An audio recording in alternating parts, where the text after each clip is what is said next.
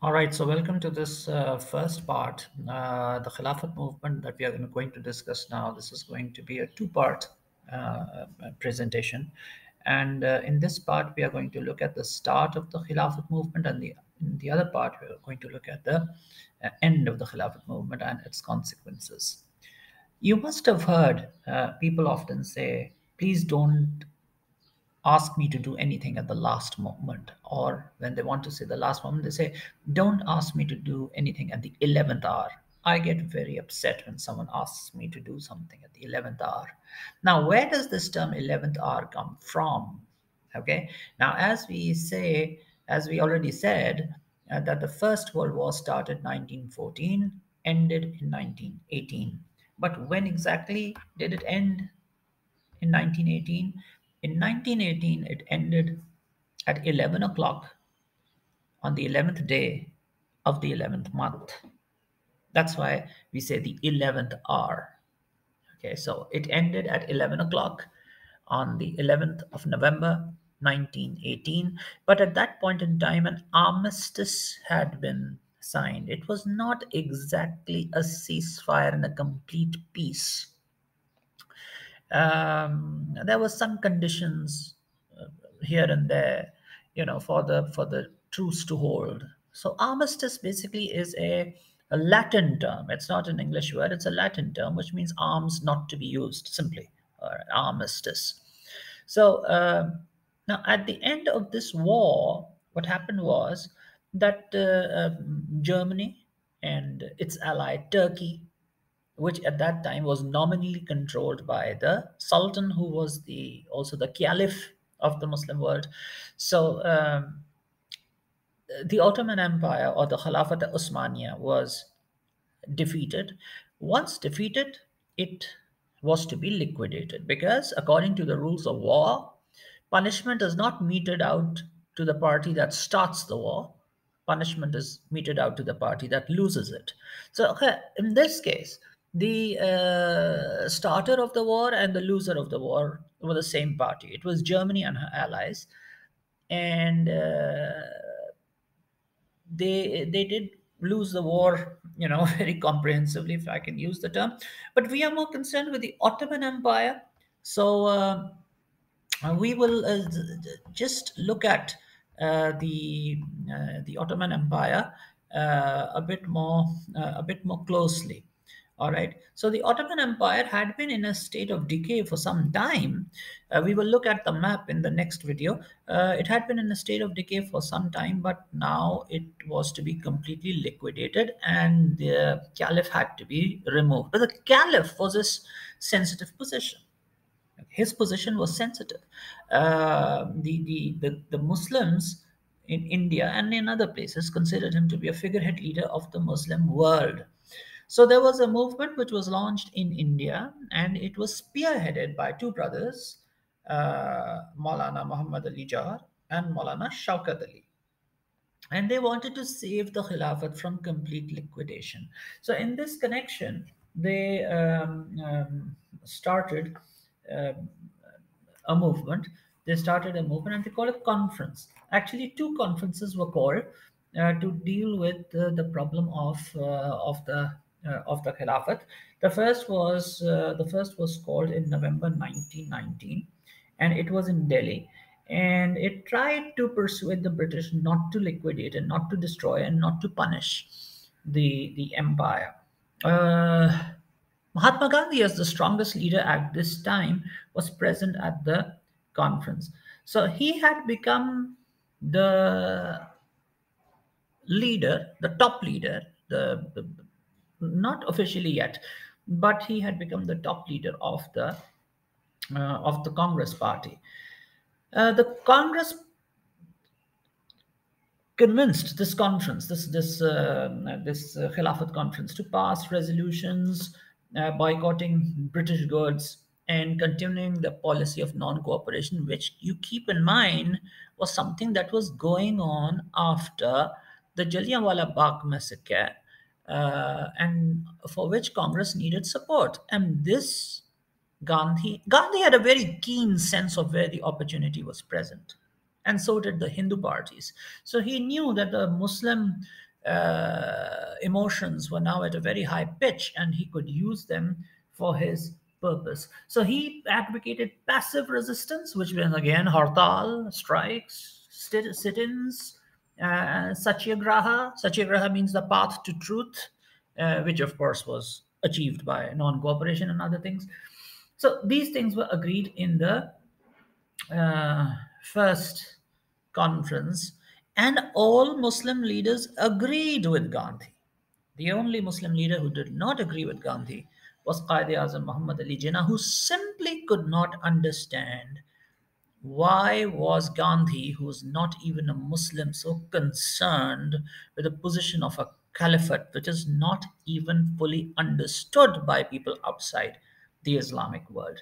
Then came the second conference. Now, the first conference, of course, I told you was in November 1919. The second conference was in December 1919. And this conference took place after the Ali brothers had a meeting with Lloyd George. Lloyd George is considered to be one of the greatest prime ministers of Britain.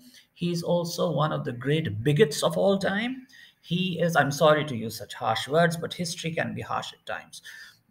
He is a person who had very little regard for Muslim sentiments. He openly called himself a Zionist, and he said that he had been converted to Zionism. And if he had been converted to Zionism, you and I can understand fully that he had no compassion in any sense for Turkey or its sympathizers in India. So, um, anyway, he had when he met with the Ali brothers, he did not. In fact, he insulted them. He just did not take them seriously, but he insulted them. So.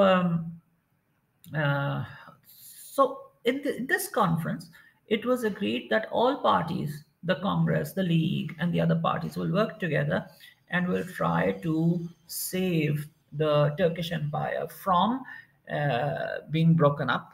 But the non-cooperation movement would continue, and Gandhi would continue his movement.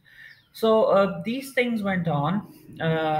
Once again, the Muslims were now a treaty was signed, which was called the Treaty of Serbs. Now, the Treaty of Serbs gave some very harsh treatment to the Ottoman Empire and to the Turks.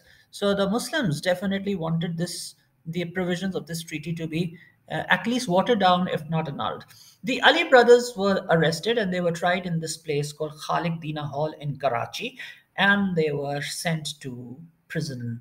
In the meanwhile, in 1922, the last Sultan of the Ottoman Empire, for whose protection the entire movement was going on, was his name was Muhammad VI. He was exiled, and the path was then paved for the coming into power of Mustafa Kemal Pasha. But here, the non-cooperation movement became joined with the Khilafat movement, and it was led completely by Gandhi. He was the sole power behind both these movements. His word was final. And Qaid Azam, till the very end of his life, used to say that Gandhi stepped on the skulls of the Muslims to get to the gaddi of power on which he is. Jinnah was very angry about what was going on. He said that this non-violence of Gandhi will never remain non-violent. It will just take one spark. It will just take one spark.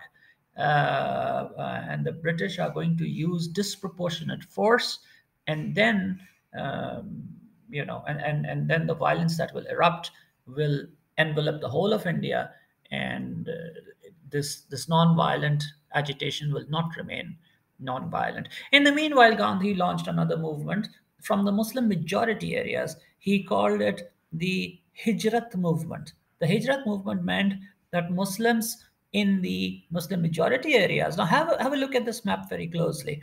Muslims in the majority areas, where are the majority areas? This is the undivided India. This is Karachi. Karachi is Sindh. So Muslims will leave their cities and their houses and their homes, and from here they'll go to Multan, to Lahore. Then they will collect people from Lahore, from Pindi, and they will migrate to Afghanistan. Likewise, the Muslims of Bhopal, please keep in mind, Bhopal at that time was led by a Muslim prince. So they will also leave. So from all the Muslim majority areas, Muslims were supposed to leave and go to Afghanistan, and Gandhi initiated this movement. So Afghanistan government did welcome them up to a time, but then they said, look, we don't have the resources to house so many Indians. Your population is a lot more than ours. So then when they started coming back, they saw that all their houses and all their properties had been taken over by the Hindus. And now terrible Hindu Muslim violence erupted in many parts of India. At the same time, since 1913, another gentleman was on the scene. His name was Maulana Ubaidullah Sindhi, and he had been writing letters on his handkerchief. This in those days, handkerchiefs were usually made of silk. So he had been writing these letters on handkerchiefs and sending them to the Ottoman Empire and informing them of what the British were up to and what kind of cooperation could be done between the Muslims in India and the Muslims in Turkey. These letters were intercepted by the British intelligence. So now Muslims were in a very bad situation. They had lost their houses. There was Hindu Muslim violence. The British once again saw them.